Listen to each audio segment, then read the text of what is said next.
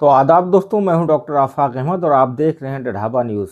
आज हम एक ऐसे मुद्दे पर बात करेंगे जो कैंसर जैसी बीमारी होते हुए भी एक आम बीमारी की शक्ल अख्तियार कर चुका है और देश में इससे होने वाली मौतों का सिलसिला रुकने का नाम नहीं ले रहा है। आज हम सर्वाइकल कैंसर के बारे में गहन पड़ताल करने की कोशिश करेंगे। हम आगे बढ़ें इससे पहले मॉडल पूनम पांडे को लेकर बात कर लेते हैं। सोशल मीडिया पर यह अफवाह फैलाई गई थी कि मॉडल और एक्ट्रेस पूनम पांडे का सर्वाइकल कैंसर की वजह से निधन हो गया है।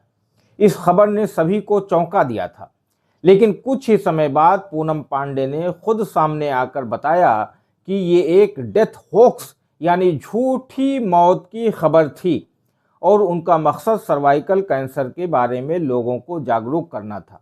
हालांकि इन सब वाहियात हरकतों पर मेरा विश्वास नहीं रहा है, भले वो जागरूकता फैलाने की गरज से किया गया। खैर, एचपीवी यानी ह्यूमन पैपिलोमा वायरस यौन संपर्क यानी सेक्सुअल कॉन्टैक्ट से फैल सकता है और ये वायरस महिलाओं और पुरुषों दोनों को हो सकता है। ह्यूमन पैपिलोमा वायरस एचपीवी एक बहुत आम सेक्सुअली ट्रांसमिटेड इन्फेक्शन है। ये पुरुषों और महिलाओं दोनों में हो सकता है, लेकिन महिलाएं इससे ज़्यादा प्रभावित होती हैं, खासकर सर्वाइकल कैंसर के रूप में। अब आइए समझ लेते हैं कि क्या एचपीवी लड़कों से लड़कियों में फैल सकता है।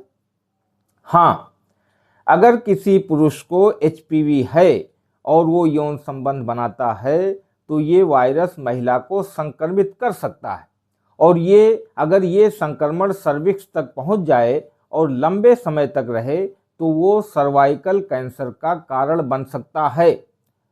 और क्या पुरुषों को भी एचपीवी से कोई खतरा होता है? हाँ, एचपीवी से पुरुषों में भी पेनाइल कैंसर यानी लिंग का cancer, anal cancer, throat cancer जैसे रोग हो सकते हैं। हालांकि ये बहुत कम पाए जाते हैं। महिलाओं में इस कैंसर का पता अब तक रेगुलर स्क्रीनिंग यानी पैप स्मीयर टेस्ट के जरिए किया जाता रहा है।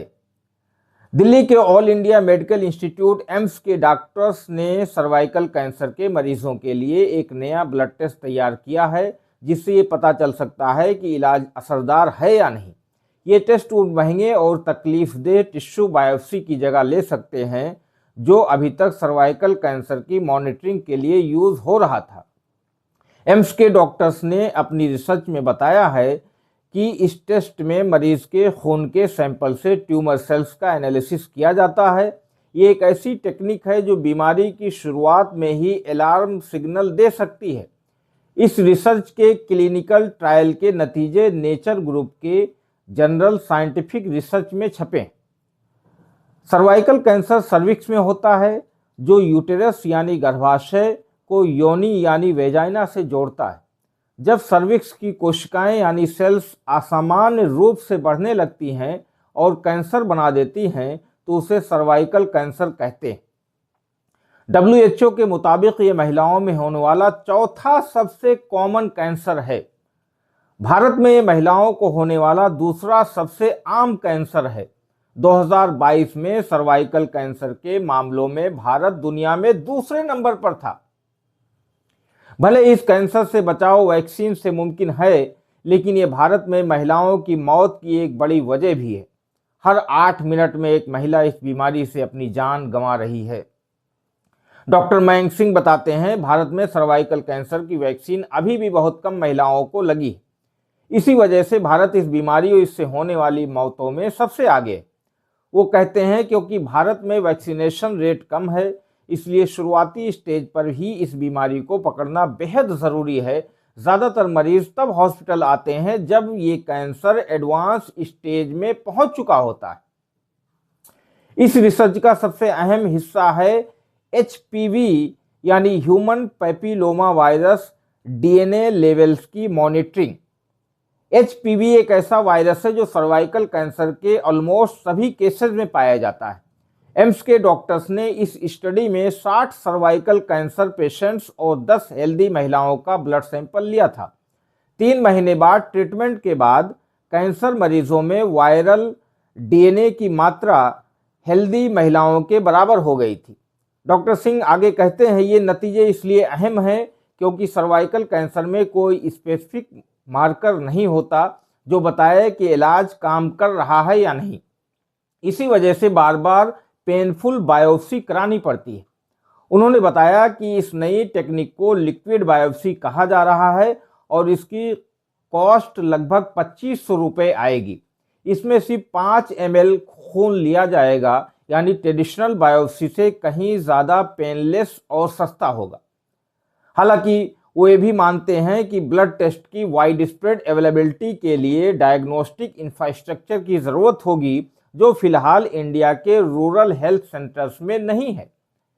एम्स के डॉक्टर्स इस टेस्ट को और एक्यूरेट बनाने के लिए रिसर्च के अगले फेज में काम करेंगे, ताकि एचपीवी के अलावा दूसरे म्यूटेशंस भी डिटेक्ट किए जा सकें। डॉक्टर सिंह ने बताया कि टेस्ट को क्लिनिकल यूज में लाने से पहले एक और ग्रुप पर ट्रायल किया जाएगा।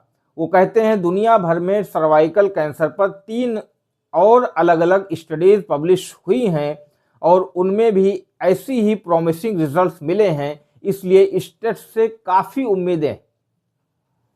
अब सवाल उठता है, सर्वाइकल कैंसर होता क्यों है और इसका इलाज क्या है? WHO कहता है कि 99% केसेस में इसका कारण HPV वायरस होता है, जो सेक्सुअल कांटेक्ट से शरीर में आता है। कई बार इसका इन्फेक्शन सिम्टम्स नहीं दिखता, लेकिन बार बार इन्फेक्शन होने पर यह कैंसर में बदल सकता है। कई स्टडीज से यह साबित होता है कि HPV वैक्सीन इन्फेक्शन को 10 साल तक रोक सकती है और एक्सपर्ट्स मानते हैं कि इससे लंबे समय तक बचाव संभव है। बच्चों को ये वैक्सीन सेक्सुअल एक्टिविटी शुरू होने से पहले लगवानी चाहिए, क्योंकि ये सिर्फ इन्फेक्शन को रोक सकती है, वायरस को कभी खत्म नहीं कर सकती। WHO कहता है कि भले ही HPV इन्फेक्शन से सर्वाइकल कैंसर हो जाए, लेकिन ये सबसे ज़्यादा ट्रीटेबल कैंसर्स में से एक है, अगर समय पर डायग्नोसिस और सही इलाज मिल जाए। भारत सरकार यूनिवर्सल इम्यूनाइजेशन प्रोग्राम में इस वैक्सीन को शामिल करने पर काम कर रही है। 2022 में भारत ने अपनी पहली indigenous HPV vaccine Cervavac launch की थी। इसके बाद सरकार ने राज्य सरकारों को निर्देश दिया था कि 9 से 14 साल की लड़कियों को स्कूलों और हेल्थ सेंटर्स में ये वैक्सीन दी जाए। डॉक्टर्स ये भी सलाह देते हैं कि 9 से 14 साल के लड़कों को भी HPV वैक्सीन लगवानी चाहिए, ताकि इस वायरस से जुड़ी बीमारियों का फैलाव रोका जा सके। उम्मीद है कि जानकारी आपको पसंद आई होगी। आशा है कि आप अपने परिवार और आसपास के लोगों को इस विषय में ज़रूर सतर्क और जागरूक करेंगे, ताकि ये बीमारी असाध्य स्थिति तक पहुंचने से पहले ही पहचान ली जाए और उसका इलाज मुमकिन हो सके। साथ ही हम महिलाओं को इसके प्रति सजग बनाकर उन्हें सुरक्षित भविष्य की ओर ले जा सकें। शुक्रिया।